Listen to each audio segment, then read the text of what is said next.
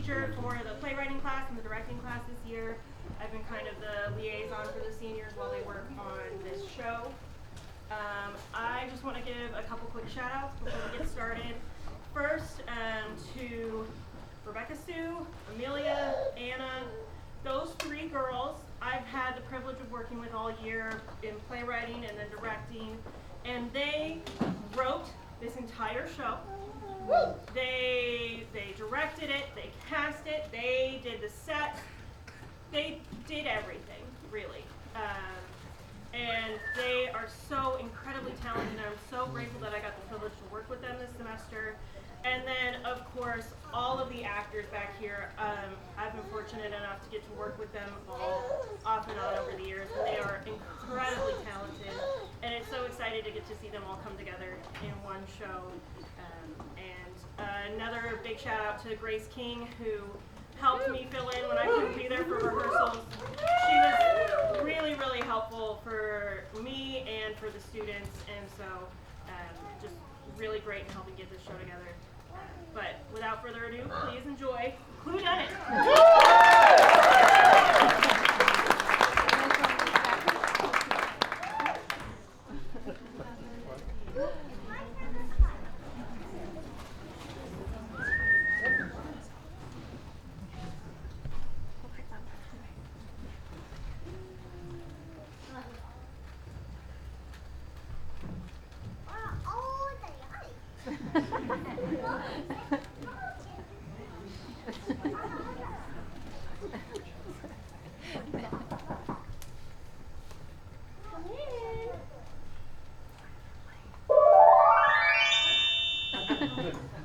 It is the east and Juliet is the sun. What light doth yonder window breaks? Who's Juliet? It's Shakespeare, my dear. Who's Shakespeare? You know, Romeo and Juliet. Forbidden lovers?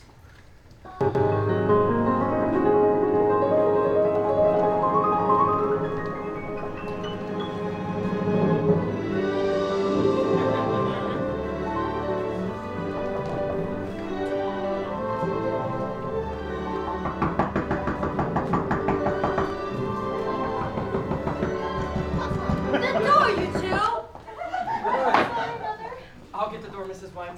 Thank you. Do you need any help, Mother? No, Lavender, I'm all right. Actually, Lavender, come with me.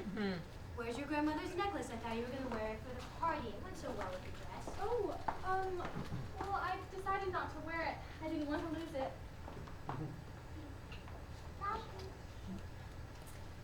I thought the household was dead. Why would you think that? Because it took you so long to answer the door! Right, my apologies.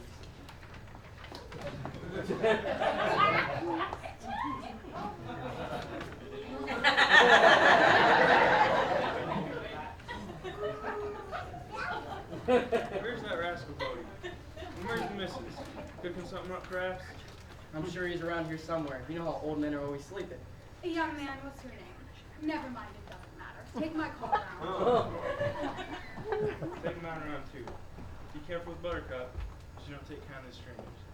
And you're gonna need this, son. Mr. Green, take out the lasagna! Okay. Where is everyone? I was under the impression this would be a celebration for my brother's movie premiere. It's rather dull. Oh, I'm terribly sorry to keep you waiting. Sorry, my waiters. Mr. White must still be in his office. He had some business to attend to with the professor. He'll be down shortly. Don't you worry, darling. Everything's gonna be all right. Can I interest you in any hors d'oeuvres? Sure. I suppose I'll eat all these. They're my own recipe. I call them potato surprise. You sure are great.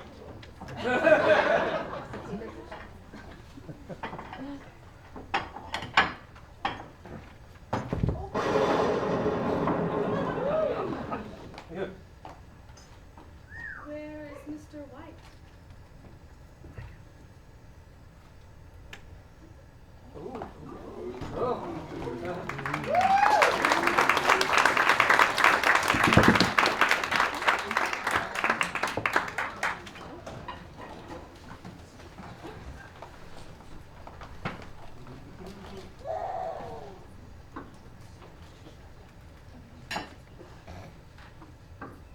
That is what she said. So,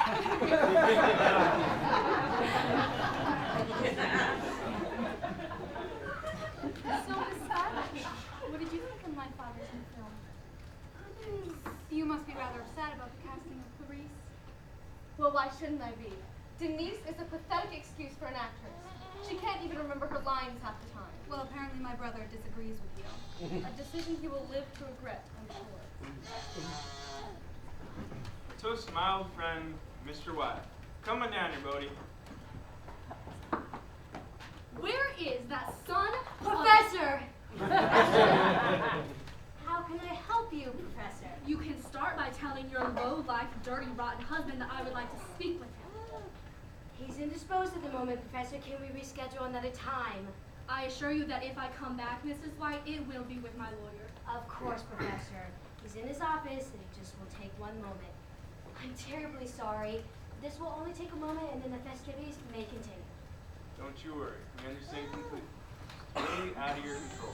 Don't hurry back on our Take your account. time. He's dead!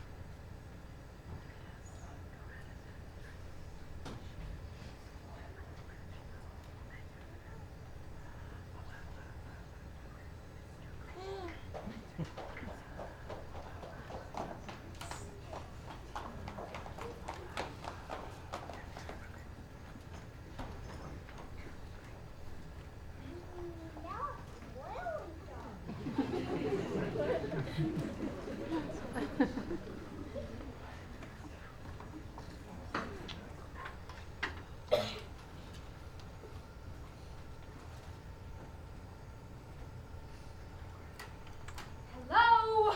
Why isn't this confounded thing working? Well, with the storm, the phone lines must have gone out. So how exactly are we supposed to call the police? We don't.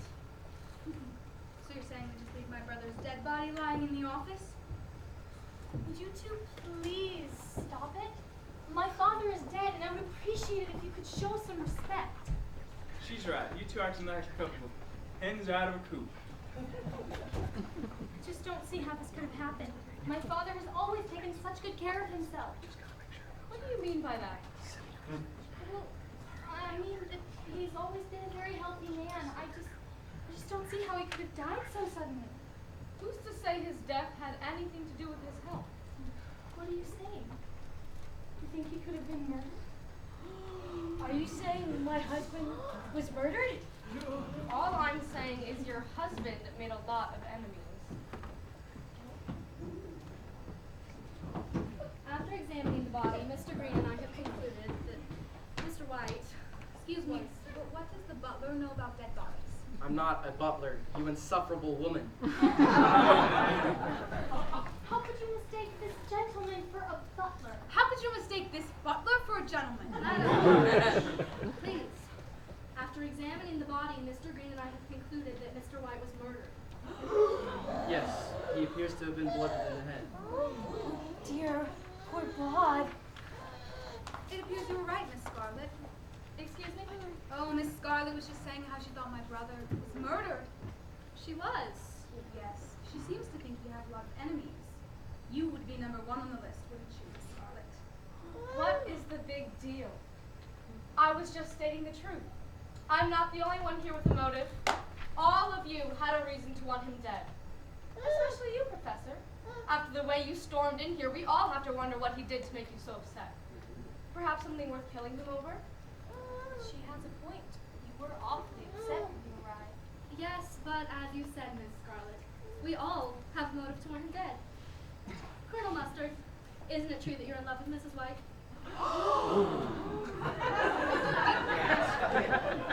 What? It's very clear you have feelings for her. Wouldn't that give you a motive as well? Fine, I do love her. But I would never kill anybody. I would never kill my best friend, Mr. White, over it. And like you said, we all had a reason to kill him. Lavender, for example. I knew your father weren't going to let you marry Jonathan. How dare you? My name is Mr. Green, not Jonathan.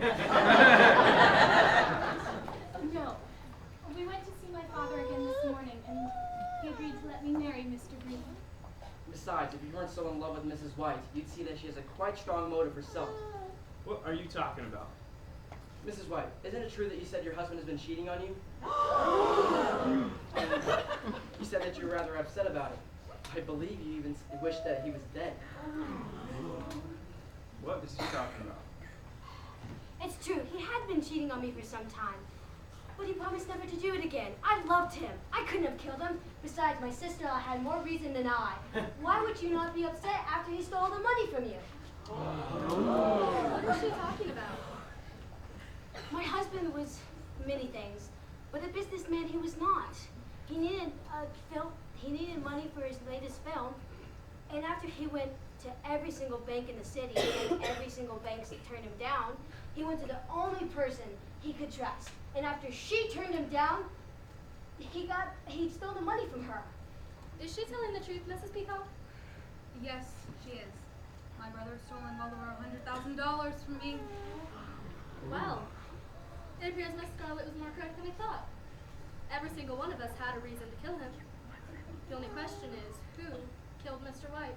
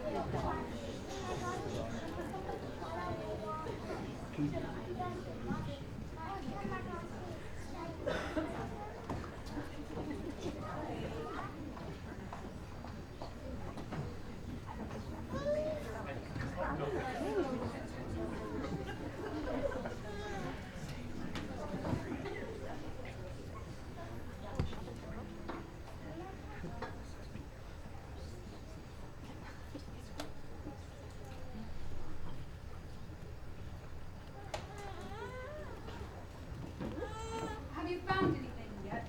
We did find several items that could have been used to commit the crime.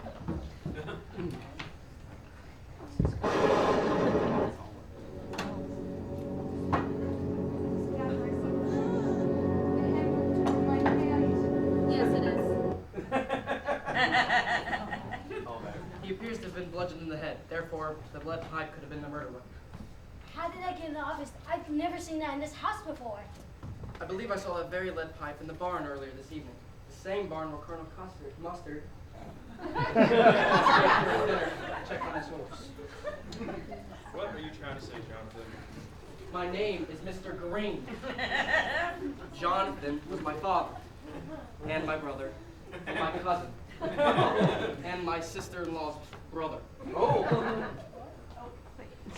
I never killed nobody. Well, I have his body. How do you expect to prove that you didn't kill Mr. White? You're the last one in the barn. You could have easily taken the pipe and killed Mr. White during the time you're supposedly checking on your horse. Who's to say you didn't sneak into the office when none of us were paying attention? Yes, you could have easily murdered Mr. White. You had a motive. You were in love with Mrs. White, and he had stolen her from you. You wanted what wasn't yours, and you were willing to kill to get it. Weren't you, Colonel? You confronted him, telling him that you wanted Mrs. White for yourself, and that if you wouldn't let her leave him, then you would have to kill him. Dadgummit, Jonathan, you just had me believe in that tale. Ain't no amount of your fanciful storytelling gonna make it the truth. And we're just supposed to take your word for it, I suppose. That's just about the only action you have, unless you're willing to confess. You got a rather convincing motive yourself, and since you didn't get what you want, I got a feeling you don't play nice. You're right. It was the last straw. No, there's more straw out in the barn at the Redfield now. Maybe they saved you some oats. Did you just call me a horse? The horseshoe fits. How dare you! You pathetic excuse for a man. Calm down, you two are acting like children. Wait, before you two started squabbling like a couple of schoolgirls, you said, you're right, it was the last straw. What exactly did you mean by that, Miss Scarlett? I only meant it was the last straw for Mr. White and I's relationship. It doesn't mean I killed him, if that's what you're implying. All I'm saying is you had ample reason and opportunity to do so. A fact that not even you can deny. Perhaps you saw an opportune moment to take revenge on the man who had slighted you one too many times. You could have easily taken the wrench during one of your many trips to the powder room, where you snuck your way into his office and murdered him without anyone ever noticing.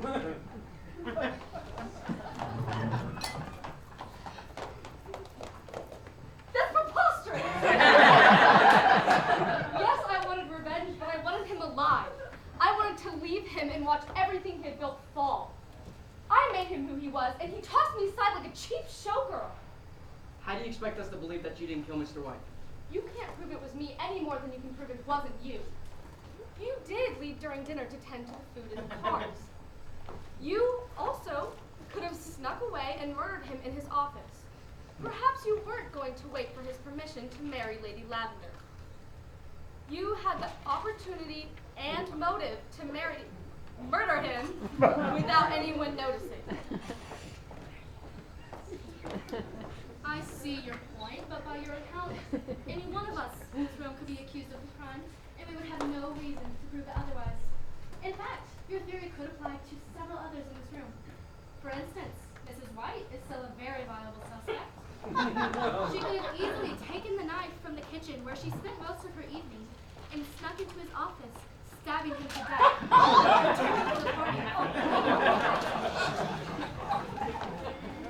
Or maybe Lavender killed him in outrage at his denial of her marriage to Mr. Green. Or maybe I killed him. I could have easily climbed up into his office window and strangled him to death with this very rope all before I even arrived at the door. Or maybe Anne Peacock. Maybe she poisoned him. Maybe she snuck the poison in his drink sometime during the evening.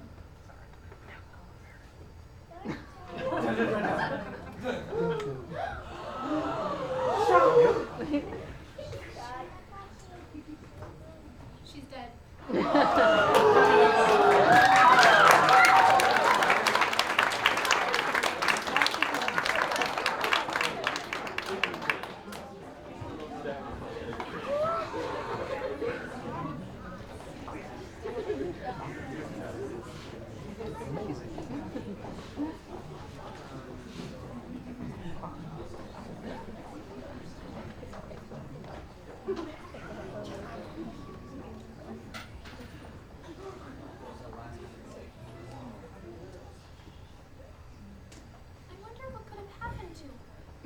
I'm not sure. It would appear she's collapsed for some reason.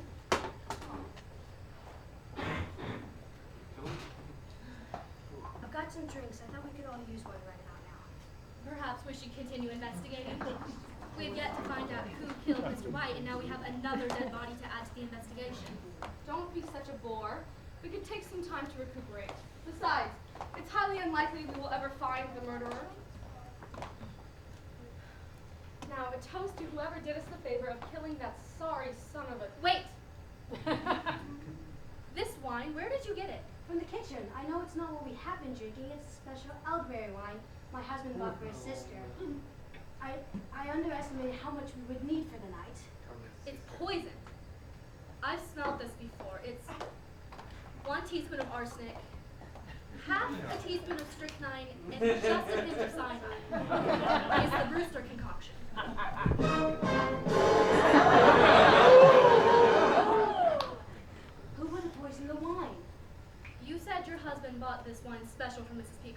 guess Miss Peacock wouldn't drink anything else. But what does that have to do Your with... husband had the poisoned wine that he knew only his sister would drink.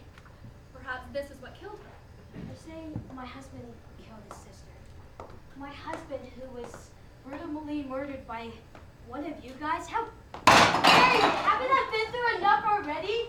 That you would blame my husband of killing someone he truly loved? After he's already dead. All I'm saying is we should at least consider the fact that it is possible. I won't believe it. I can't believe it. I won't believe he's a cold-blooded murderer, and I will prove he wasn't the killer you think he was.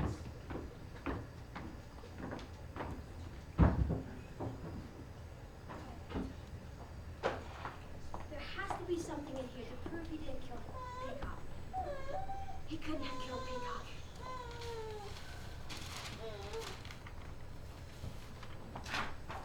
Wait, what's this? What's this doing in here? What's on it? Blood? What happened here?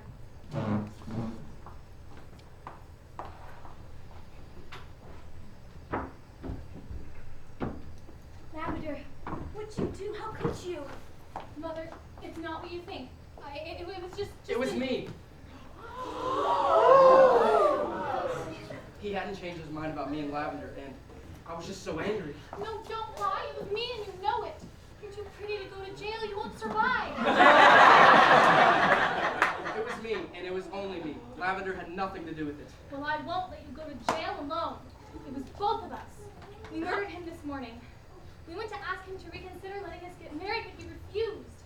I couldn't handle his coldlessness, his heartlessness. Jonathan hit him over the head with the candlestick, and I got so angry, I grabbed the gun off the wall and shot him without even thinking. How could you do this? I know your father wasn't a kind man, but he did love you. Don't lie, Mother.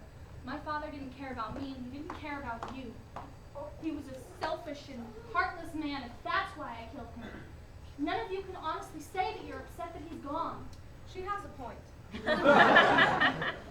Yes, but the fact still remains that they murdered Mr. White in cold blood, and they must be turned in. She's right, Lavender. We're gonna have to call the police. How do you expect us to do that when the telephone lines are out? Well, someone's gonna have to go into town and fetch the police. The only ones going anywhere are me and Jonathan. Mr. Green. Now, if any of you try to stop us, I will shoot you. You're not going to shoot anyone. Oh, yes, I will. I don't think you will. Someone get alive! You can't let them get away!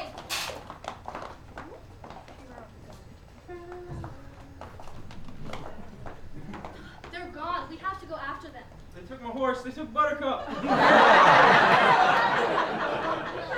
down, both of you. They're gone, and that's just the way it is. She's right. There's nothing we can do until after the storm. We'll have to wait the storm out. Until then, there's nothing we can do. We might as well have a drink while we wait. I suppose you're right. I know. Now, a toast to Lady Lavender and Mr. Green for doing us the favor of removing that slimy scoundrel, Mr. White. Oh dear.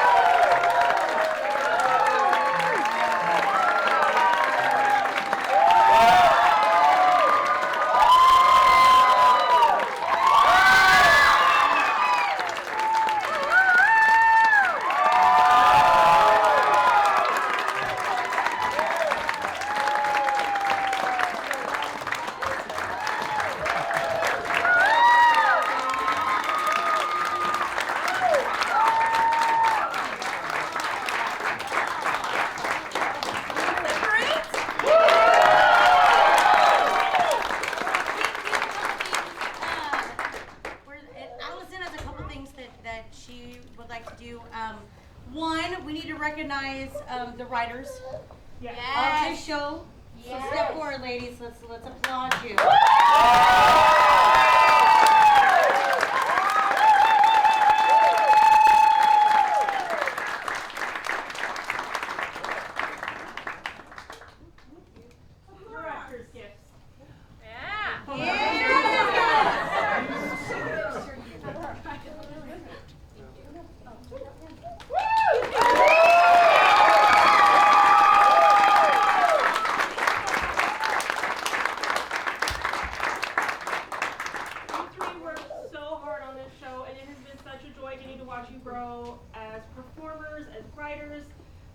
as people.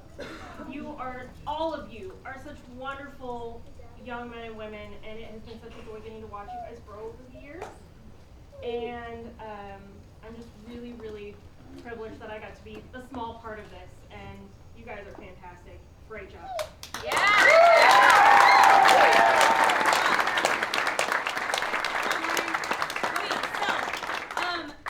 Part of what we like to do is we like to send everybody off and say some nice things. I said that this year's it gets harder and harder every year. It just does.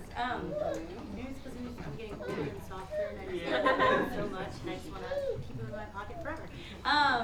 But a lot of them have been doing this for a really, really long time, and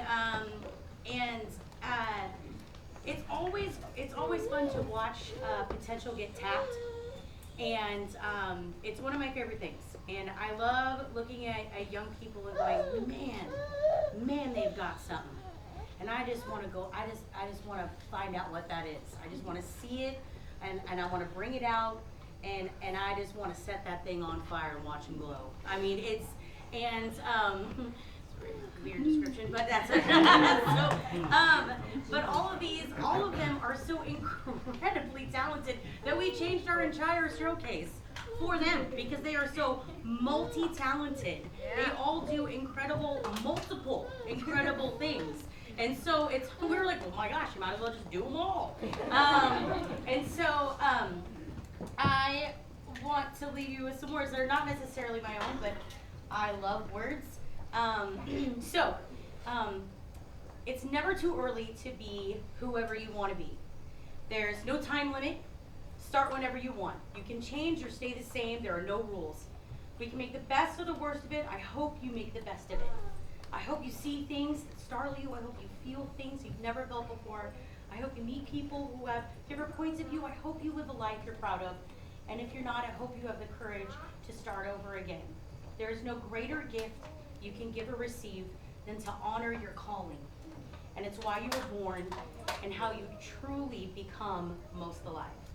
And I wish you all the very best in everything that you do. I know that you're going to be incredible, each and every one of you. And as much as I really I hate watching you all go because it makes me sad and it leaves a hole. I just want you to know that it's hard when you all start to leave because those are really big spots to fill. And you guys have taken up a lot of space. And I am sad to watch you ride off into your bright future, but I am so incredibly excited to see what you do. And I know that you all are going to be incredible. And it's been an honor and a privilege, and I wish you all the best and all the blessings in the world. And I love you all very much.